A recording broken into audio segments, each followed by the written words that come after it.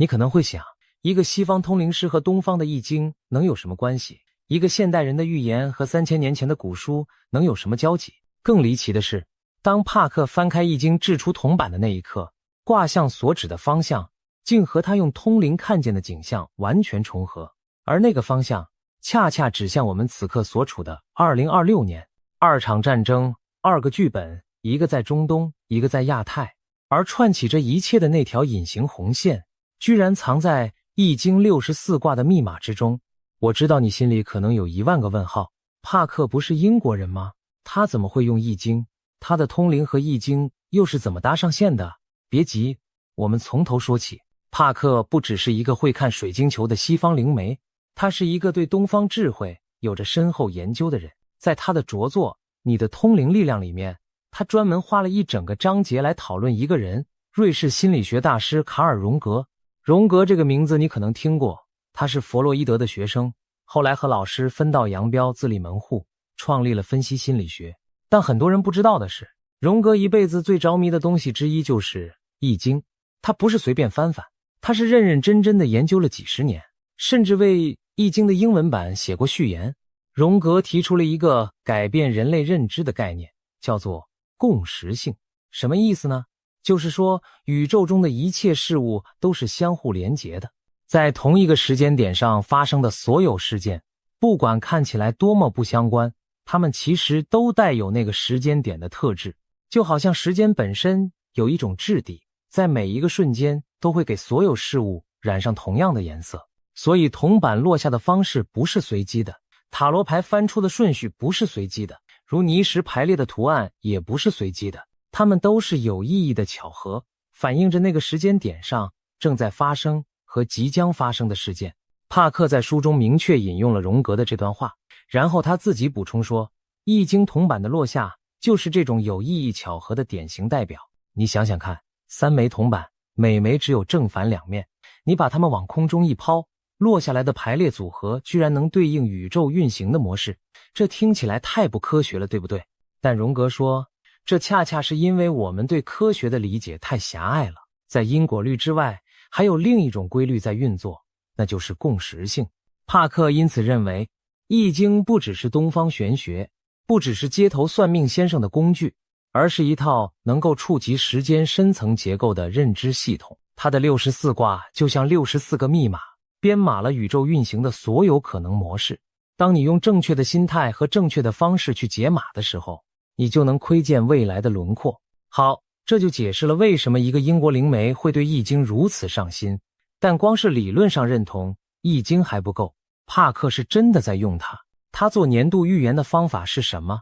他不是只用一种工具，他进入冥想状态，用通灵去看未来的画面，这是第一面镜子。他飞到印度去找纳迪叶解读师，翻阅5000年前写下的棕榈叶预言，这是第2面镜子。他用印度占星术和西方占星术来推算星象，这是第3面镜子。然后他还会拿出3枚铜板，按照易经的古法6次掷出6个爻，组成一个完整的卦象，用卦象来交叉验证他从其他渠道得到的讯息，这是第4面镜子。2023年的年度预言中，帕克就公开表示过，我用通灵能力来做预测，但我也起了一个易经的卦，看看这是否能给我们补充一些讯息。这句话是他亲口说的，在他的影片里有记录。这说明什么？说明帕克不是偶尔翻翻易经玩玩而已，而是系统性的将易经纳入了他的预言方法论之中。他把4种预言工具当作4面镜子，从不同角度照射同一个未来。当4面镜子里的影像完全重合的时候，他就会把预言公开发布。那么问题来了，当这4面镜子同时照向2026年的时候，帕克看见了什么？答案是，他看见了2场战争的黑暗剧本。第1场在中东，第2场在亚太，而这2场战争的时间线恰好落在我们正在经历的这一年。更可怕的是，他们之间还有一条隐藏的因果链。等一下我会告诉你那条链是什么。我们先从中东说起，但在此之前，我必须先告诉你，帕克这个人到底有多准，不然你可能觉得我接下来说的都是胡扯。帕克的全名叫克雷格·汉密尔顿·帕克，1954年生于英国南安普顿。他做预言超过30年了。2016年，他成功预言了川普当选美国总统和英国脱欧公投成功，从此一炮而红。你要知道，当时全世界的民调机构和政治分析师几乎一致认为希拉蕊会赢，脱欧不会过。帕克是极少数说对的人之一。然后2017年，他预言了一场全球性的疾病大流行。2年后，新冠来了，他预言了英国女王伊丽莎白2世的去世，他预言了俄乌战争的爆发，他预言了日本前首相安倍晋三遭遇刺杀，他甚至预言了川普会遭遇暗杀未遂。子弹擦过川普的耳朵那一幕，全世界都看到了。而帕克提前很久就说会有人对一位总统候选人发动攻击，当然他也有不准的时候。普丁的死亡他预言了好几次都没有发生，台湾战争的时间点他反复修正了3次，但从大方向来看，他的命中率在所有公开预言家中属于相当高的，这也是为什么西方媒体把他称为新诺查丹马斯。诺查丹马斯是16世纪法国最着名的预言家，帕克被拿来和他相提并论，足以说明问题。好了，背景介绍完了，故事要追溯到2024年。那一年，帕克就开始反复在影片中提到伊朗。他说伊朗是整个世界局势的关键棋眼。什么叫棋眼？下围棋的人都知道，棋眼就是整盘棋的命门，你动了这个点，整个局势就会翻天覆地。伊朗为什么是棋眼？因为它不是一个普通的国家。首先，伊朗是中东什叶派的核心，什叶派和逊尼派之间的千年恩怨你可能多少了解一些，而伊朗就是什叶派世界的大本营。其次，伊朗是哈马斯和黎巴嫩真主党背后的金主和武器供应商。你在新闻上看到的以巴冲突背后那只看不见的手，很大程度上就是伊朗。再次，伊朗是俄罗斯和中国在中东的战略支点。俄罗斯需要伊朗来牵制美国在中东的力量，中国需要伊朗的石油来维持经济运转。最后也是最要命的，伊朗手里有核技术，虽然他明面上承诺过不发展核武器，但背地里到底在搞什么鬼？老实说，没有人100%确定。所以帕克说，一旦这颗棋子被翻动，就会牵动东西方2大阵营中最主要的力量，美国和以色列会站在一边，俄罗斯和中国会站在另一边。一颗棋子翻动整盘棋。时间推进到2025年年底，帕克的预言开始变得越来越具体，越来越惊悚。12月30日，他发布了年度预言影片，开场就说了一句让人心头一紧的话：2026年是清算之年。什么叫清算之年？就是过去多年积累的谎言、腐败、隐瞒，统统会在这一年被揭开。许多人会受到法律的追究，许多被掩盖的真相会大白于天下。而他接着说，中东将率先爆雷。他看见了什么？他看见伊朗最高领袖哈梅内伊的死亡，他看见针对伊朗核设施的精准打击。但注意，他看见的不是美军坦克开进德黑兰那种大规模入侵，他描述的是一种非常精确的行动方式，空袭加上斩首，迅速打击完了之后立刻撤退，把伊朗的命运交还给伊朗人民自己去决定。他还给出了时间窗口，说根据印度占星术的推算，2026年3月25日太阳与土星合相，这个天象配置是一个重要的冲突触发点，大帝国的统治者会在那个时间前后对小国的领导人采取极端行动。然后呢，2026年3月，现实来了，美国和以色列果然对伊朗发动了大规模空袭，哈梅内伊在袭击中丧生，核设施遭到摧毁。帕克预言中那句非常有针对性的打击，不是全面入侵，而是空袭和迅速行动，几乎是对实际事件的逐字翻译。但让我们把镜头往前再拉一点，在空袭之前，帕克其实还预言了另一件事，就是伊朗国内的民间动荡。2025年年底，伊朗的通货膨胀率飙到了 42.5%， 这是什么概念？美国那段时间拼了老命想压通胀，好不容易压到 2.7%， 全国就已经开香槟庆祝了。而伊朗是 42.5%， 本国货币里亚尔的汇率跌破了140万兑1美元，老百姓上街买个菜都要拎一袋子钞票。抗议首先从德黑兰的大巴扎，也就是大市集开始，商人们罢市了，然后罢工罢市像野火一样席卷全国。马什哈德、伊斯法罕、卡拉季，一个城市接一个城市沦陷，人们喊的口号一开始是我们要吃饭，很快就变成了推翻这个政权，最后甚至公开呼喊要恢复巴列维王朝。你知道什么叫巴列维王朝吗？那是伊朗伊斯兰革命之前的皇室，人民居然开始怀念皇帝了，可见他们对现政权绝望到了什么程度。当局的反应是什么？催泪弹、橡胶子弹，最后甚至开了实弹，至少7、8名抗议者丧生。2026年元旦那天，一位退役上校公开呼吁军人倒戈，站到人民一边，而这一切，帕克在1个多月前就已经精准预言了。空袭之后，帕克在最新的影片中做了进一步分析。他说战争不会迅速结束，荷姆兹海来会成为接下来最危险的地方。那是波斯湾通往印度洋的咽喉要道，全球 20% 的石油和 25% 的液化天然气都要从那里经过。帕克预言那里会出现水雷、小型武装快艇和岸基飞弹的攻击，全球航运会受到严重冲击。他还说，真正的胜利不在于炸了多少目标，而在于伊朗最终能不能建立一个稳定的、开放的、能和世界合作的政治体制。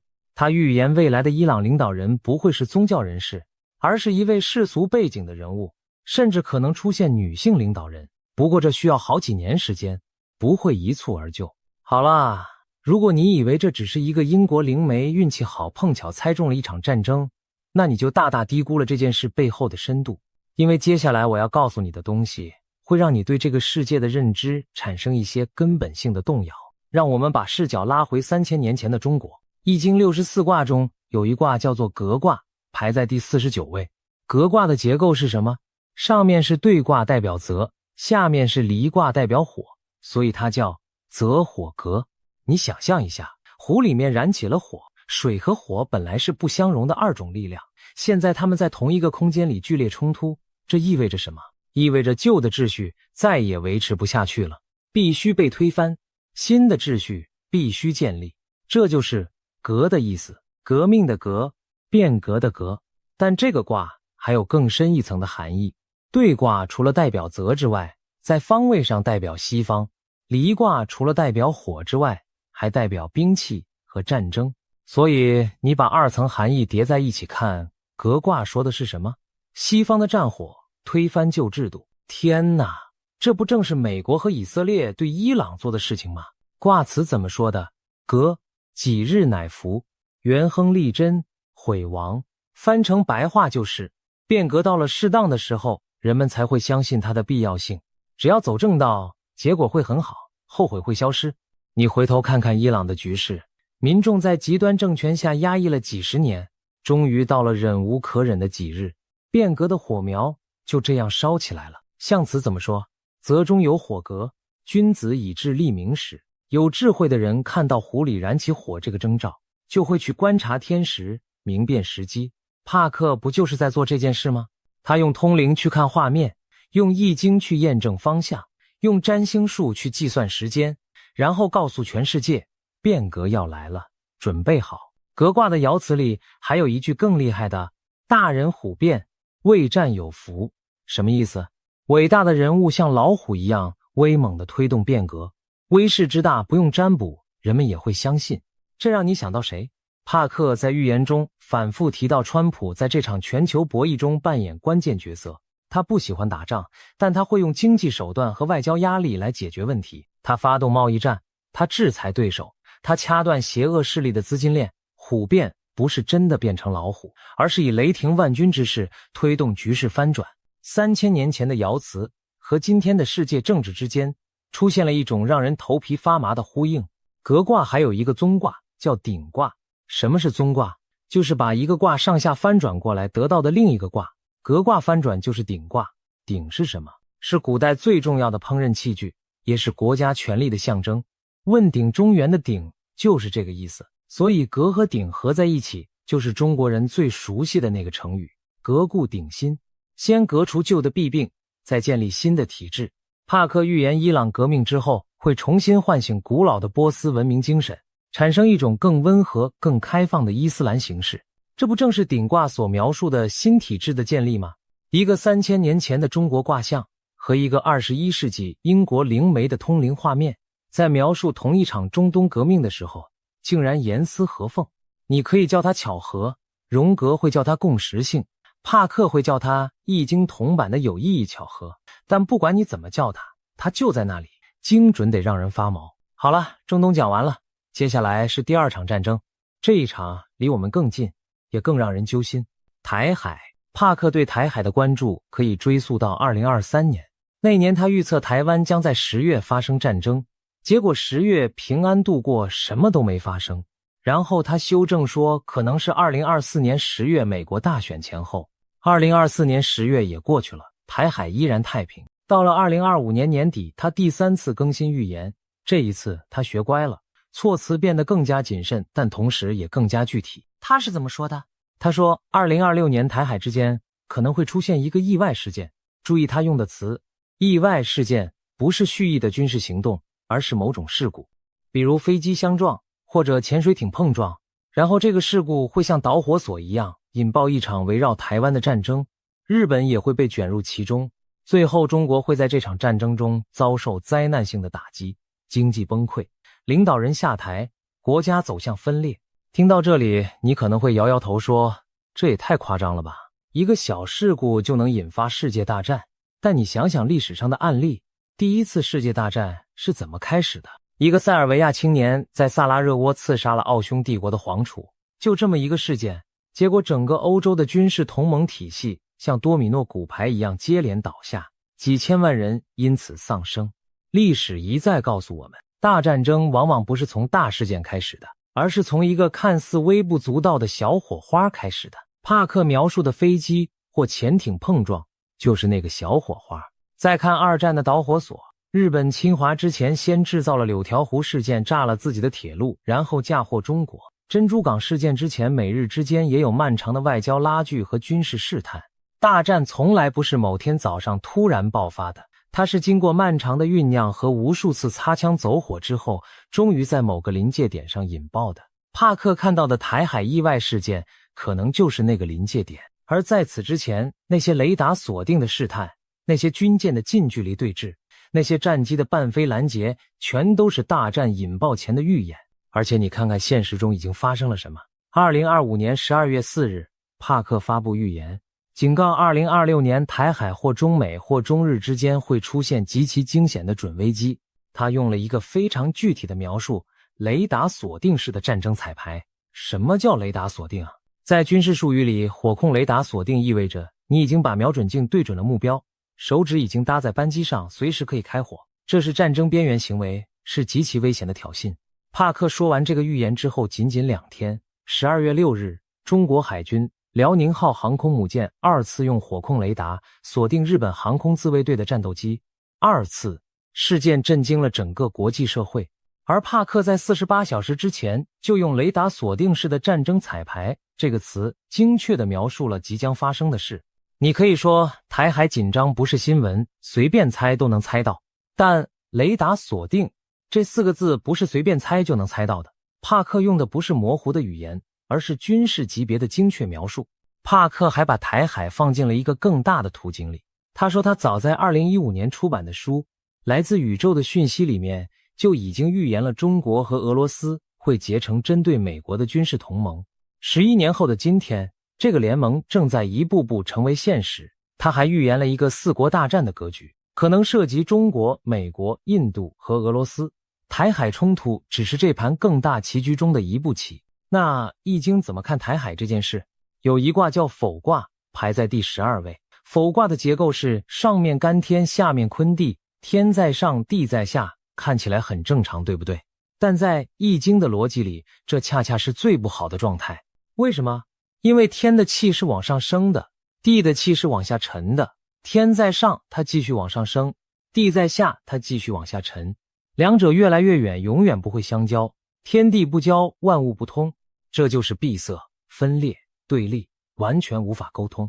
用来形容当今的国际局势，简直量身定做。中美之间的对立越来越深，东西方阵营的分化越来越明显，全球化在倒退，供应链在脱钩，科技在脱钩，连学术交流都在脱钩，天和地越来越远。这不是否卦是什么？否卦的卦辞说：否之匪人，不立君子贞，大往小来。在闭塞的时代，正人君子的路走不通，大的好的东西流失了，小的坏的东西进来了。你看看这几年的世界，和平在流失，信任在流失，合作在流失，进来的是什么？是对立，是猜疑，是军备竞赛。大王小来，说得太准。但否卦最核心的讯息不是叫你绝望，恰恰相反，因为易经64卦的排列顺序里，否卦的下一卦是什么？是太卦。太卦的结构和否卦完全相反，上面是坤地，下面是干天。地在上，它的气往下沉；天在下，它的气往上升。两者在中间相遇，交融万物，因此生长。这是最好的卦象之一。否极泰来，这个中国人最熟悉的成语就是从这里来的。否走到极致，一定会翻转为泰。黑暗到了尽头，光明就来了。易经告诉我们，当前的分裂和对立不会永远持续，它有一个极限点，一旦到了那个点，整个局势就会翻转。但翻转的过程不会很温柔，它往往伴随着剧烈的动荡甚至战争。帕克描述的台海冲突可能就是否卦走到极限，然后翻转为泰卦的那场风暴。而中国古代的预言体系里也藏着完全相同的逻辑。推背图是唐朝袁天罡和李淳风编写的预言书，距今1300多年。这本书的特别之处在于，每一项都配有一个易经的卦象，也就是说，推背图的预言框架本身就是建立在易经之上的。研究者发现，推背图用宋卦预言了第二次世界大战，用同人卦预言了中日战争和广岛长期的原子弹轰炸，用涣卦预言了西安事变。这些预言的精准度令人叹为观止。而推背图对未来中国命运的描述中有一句极其关键的话：否极泰来，九国春。你看，他直接用了否卦和泰卦的概念。有人解读说，这里的九国暗示未来中国会分裂成9个联邦制国家，就像今天的美国有50个州一样。而帕克的预言怎么说？他说中国最终会分裂成多个更小更民主的地区，变成像欧盟那样的联邦体制，边境开放，人们自由贸易。1300年前的唐朝预言家和21世纪的英国灵媒用完全不同的语言描述了几乎一模一样的未来图景，不够震撼？再来一个，清末大学者于越1907年临终前留下了9首预言诗，前5首精准预言了清朝灭亡、民国建立、2次世界大战、中共建政和文化大革命，每一首都应验了。而对于未来，他写道：几家玉帛几家荣，又见春秋战国风，叹息当时无管仲，茫茫劫运几时终。玉帛代表和平，荣代表战争，春秋战国风就是分裂割据，互相征战。100多年前的中国老先生，1300年前的唐朝道士和21世纪的英国灵媒说了同一件事，而他们的预言逻辑都可以追溯到易经64卦中否泰转换的那个核心密码。现在让我们把视角再拉大一些，帕克的预言体系中，除了通灵和易经之外，还有一个非常重要的来源，就是印度的纳迪叶。纳迪叶是什么？大约5000年前，印度的圣人们用古泰米尔语写在棕榈叶上的一套预言系统。这些棕榈叶数量庞大，据说记录了地球上每一个特定灵魂的命运。没错，不是一般性的预言，而是精确到每一个人，听起来匪夷所思。帕克也是这么想的，直到他亲自飞到印度去验证，他找到了属于自己的那片叶子，上面怎么写的？你母亲名叫艾塞尔，但她自称维基。帕克当场石化了，因为他妈妈出生时，父母起的名字确实是艾塞尔，但他从小就非常讨厌这个名字，坚持让所有人叫他维基。这个资讯你在网络上搜遍全世界也找不到，任何背景调查都不可能查到一个普通英国老太太小时候不喜欢自己名字这种事。可是在遥远的印度，一片5000年前写下的棕榈叶上居然记录了这个细节。怎么找到自己的叶子？方法出乎意料的简单，你只需要提供一枚指纹，男生提供右手大拇指，女生提供左手大拇指。解读师会根据你的指纹类型，在浩如烟海的叶片中缩小范围，然后逐一核对，每个人的指纹独一无二。这一点西方科学界19世纪才发现，而几千年前的古印度人就已经在使用指纹作为识别个人的密钥了。帕克从此开始深入研究纳迪叶，他多次前往印度和解读师面对面交流，每次都带回让他震惊的发现。有一次他问解读师这些页子到底是谁写的，答案是古印度圣人阿加斯提亚。这位圣人被认为拥有超越时间的能力，能看到过去、现在、未来所有事件。他把资讯用古泰米尔语刻在棕榈叶上，保存在寺庙中，代代相传。帕克还分享过一个让他特别震撼的细节：纳迪叶不只能告诉你过去和未来的大事件，他甚至能告诉你今天几点会来找解读师，穿什么颜色的衣服，和谁一起来。有些叶子上面写着，你将在某年某月某日的下午带着一位金发的朋友来翻阅这片叶子，而那个日期和朋友的外貌居然完全吻合。5000年前的预言精确到了小时和衣着的程度，这已经远远超出现代科学能解释的范畴。帕克说，这让他重新思考了时间的本质。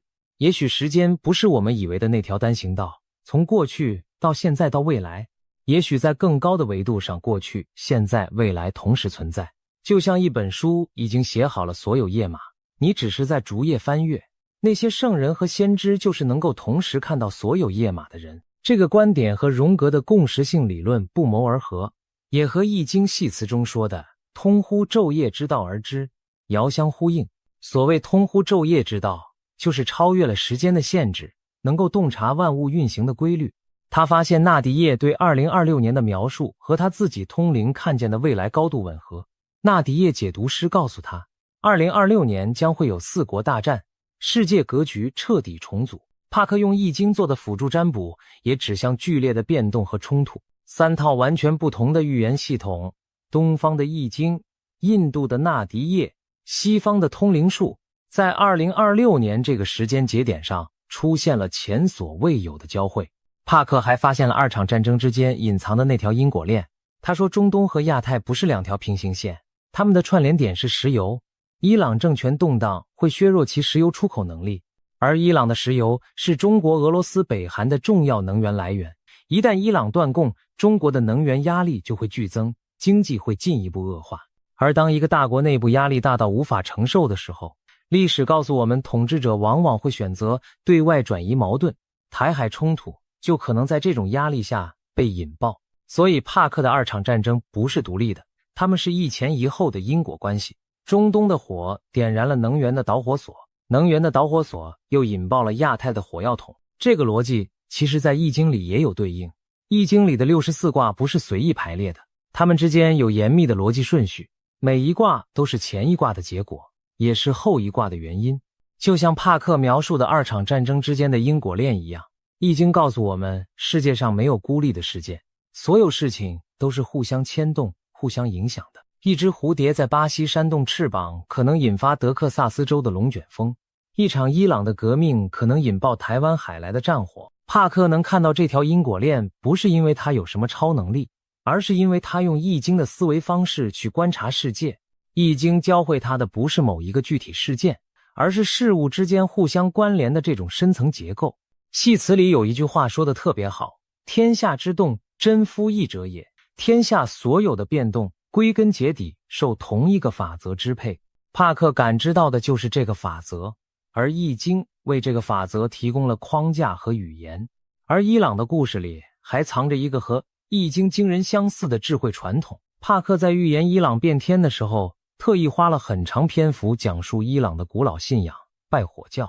拜火教的核心教义是什么？3个善字：善念、善言、善行。他们相信宇宙中有一位至高无上的神叫阿胡拉，善与恶之间会展开一场长达3000年的大对决，最终善会战胜恶，救世主会降临人间。你发现了吗？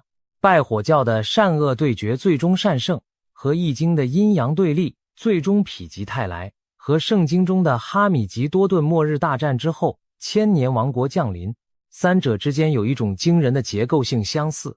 3个不同的文明，3套完全不同的语言和符号系统，却都在描述同一件事：黑暗到了极致之后，光明会降临。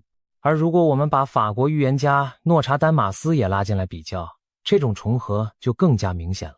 诺查丹马斯在16世纪写下的《诸世纪》中预言了一场伟大的战争，以及战争中出现的奇怪的炮弹会杀死附近所有生命。很多解读者认为这指的是核武器，而克雷姆纳的预言也描述了类似场景，说战争后食物和水中充满毒素，人类大量死亡。帕克同样预言了网络战争和科学恐怖主义可能造成前所未有的破坏。但所有这些预言，包括帕克的预言，最终都指向同一个结论，就是大灾之后必有大福。诺查丹马斯预言了一位来自东方的伟大领袖会带来和平，圣经预言了千年王国，推背图预言了否极泰来九国春，帕克预言了伟大的觉醒和黄金时代。曾仕强说，只要人类回归天之道，就能化险为夷。而易经从头到尾都在告诉你一个最根本的道理，变化是永恒的，任何极端状态都不会永远持续，黑暗之后必有光明，冬天之后必有春天。所以东西方所有的预言体系，无论他们用的是什么语言、什么符号、什么方法，最终传递的核心讯息是一样的。而帕克的独特之处在于，他是少数同时精通多套预言系统的人。他用通灵看未来，用易经验证方向，用纳迪叶确认细节，用占星术计算时间。4套系统在他手里变成了一架精密的预言望远镜，能够看到比任何单一系统更清晰、更完整的图景。台湾国学大师曾仕强教授一辈子研究易经，他在2010年就预言说，因为科技发展30年之内，人类会面临5大危机：缺水、缺土、缺粮、缺人。而这一切的根源是第5个危机，缺德。人类的价值观严重偏离了天之道，所以才招来灾祸。16年过去了，低生育率导致人口萎缩，战争导致粮食危机，气候变迁导致缺水问题，每一项都在应验。曾仕强还特别分析过离卦，他说2024年是离卦之年。离卦6爻中有一爻叫黄离元吉，意思是内心向上向善的人会有大吉之象。在一个燥热的年份里，心态平和的人能迎来好运，性情暴躁的人容易惹祸上身。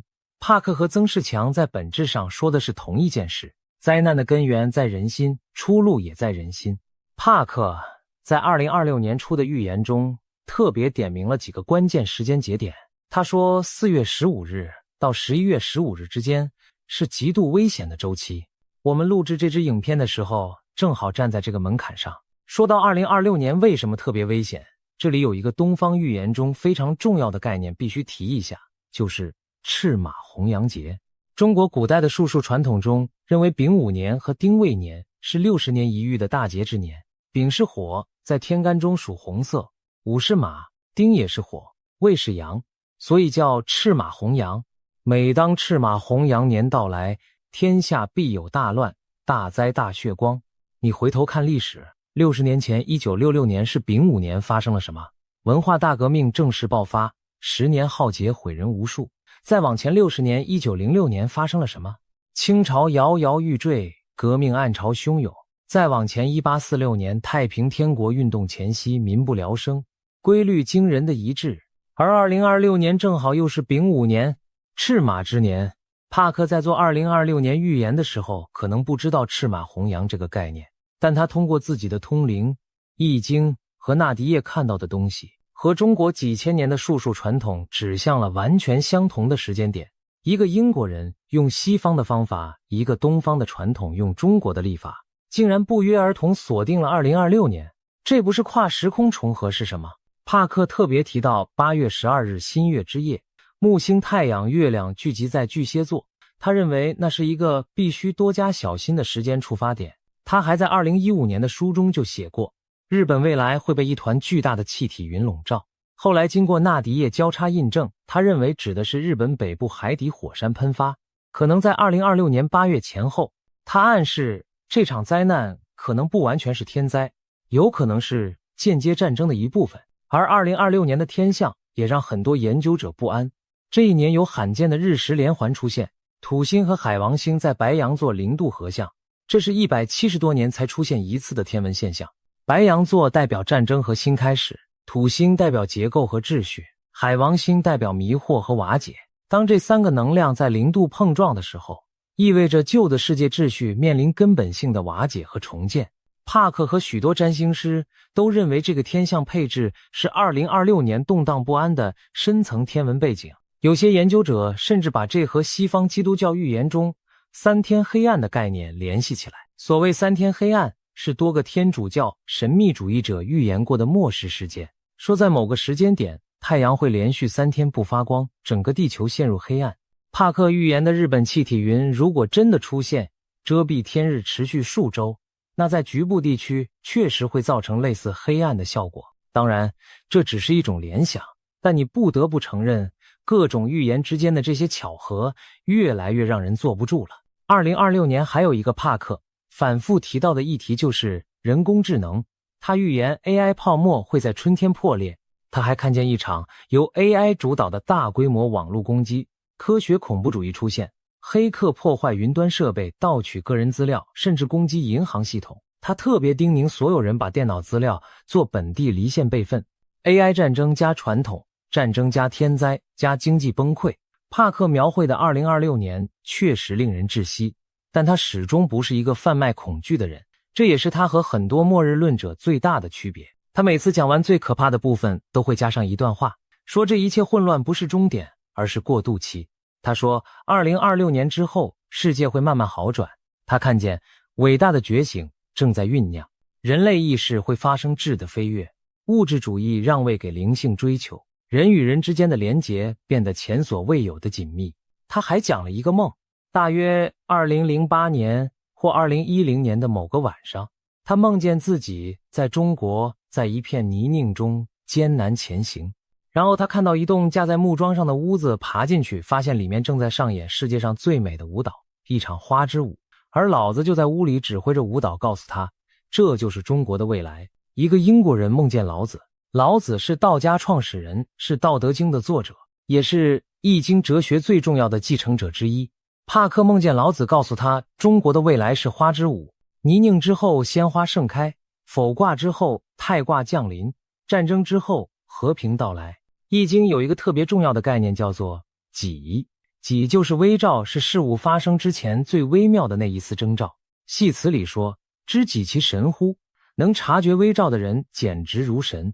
帕克所做的正是在捕捉己，辽宁号的火控雷达锁定是己，伊朗街头的怒火是己， AI 泡沫的膨胀是己，每一个己都指向更大的变动，而帕克比常人更早捕捉到了它们。其实易经整部书的核心智慧就浓缩在一个十字里面。干卦的用九说，见群龙无首级，意思是所有的龙都不争当老大，那才是最好的状态。坤卦说，厚德载物，地越厚越能承载万物。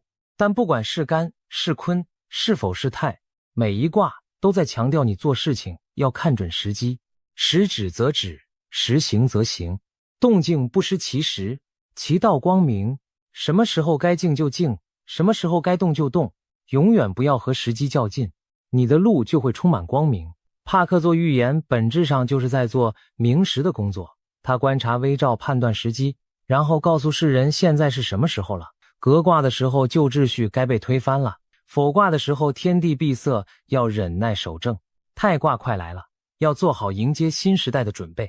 整个易经就是一部关于时的百科全书，而帕克恰好是一个对时特别敏感的人。但帕克反复强调，未来不是固定的，它是流动的，他看到的是趋势，不是定局。人的愿望和行动可以改变未来，这和易经完全一致。